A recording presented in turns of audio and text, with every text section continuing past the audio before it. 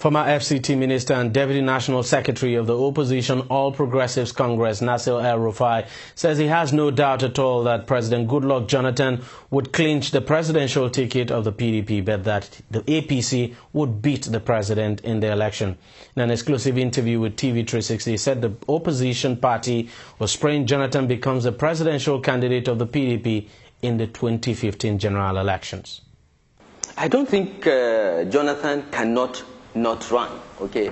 Because the PDP is structured as a party of power. Whoever has power takes the ticket. There is nothing like internal democracy or primaries in the PDP. No one will challenge Jonathan. Anyone that does so at his own risk. So Jonathan is going to run. And that's, as far as opposition is concerned, that's what we want. Because Jonathan is the easiest to defeat because he has no record to run on. Is it insurgency he will run on? Or the theft of $20 billion? Or the high-level corruption everywhere in every ministry, department and agency, or lack of doing anything? Is it what you run on? We want Jonathan to run. Under him, the economy seems to be doing well. At least that is acknowledged. The economy is not doing well. The economy has been growing at 7% per annum from my time when I was in the economic team. It's not due to Jonathan's efforts. The economy had gathered momentum by 2007 because of the policies of the Obasanjo administration. Jonathan could not stop it. Okay? So the economy is growing, but it is jobless growth. There are no jobs. We add 4 million people to the workforce every day, and they announce that we've created 100,000 jobs through You Win, which is pathetic.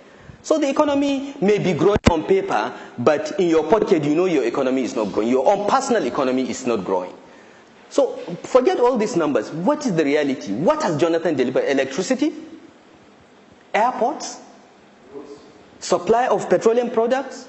Roads? What has he done? We want Jonathan to run because we know we can defeat him. But you're also assuming that the average Nigerian voter would have this at the back of his mind when he goes to the poll to cast his vote. That we know it doesn't always work out that way. That people basically vote on sentiments. Yes. So let's assume if all Nigerians vote on sentiments. Forget about Jonathan's record, which is non-existent, except the negative record. Okay?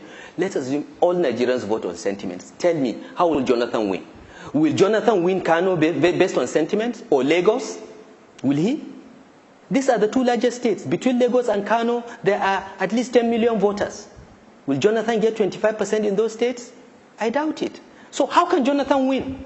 And everything, of course, would also depend on the presidential candidate your party throws out.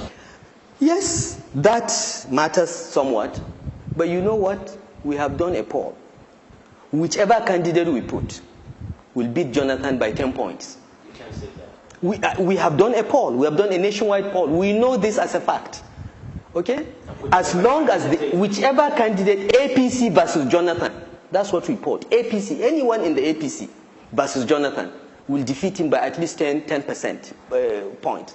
Now, this relies on the fact that what Jega has been promising us, he will deliver. The elections will be free, fair, and credible. Card readers will be used to accredit voters. Okay? And there will be some effort at ensuring that elections are free, fair, and credible, zero militarization, and so on and so forth. This is the assumption. As long as the elections are fairly decent, Jonathan cannot win. I have asked you the question, where will Jonathan win? Is it in my state, Kaduna? No way. He cannot win. He knows.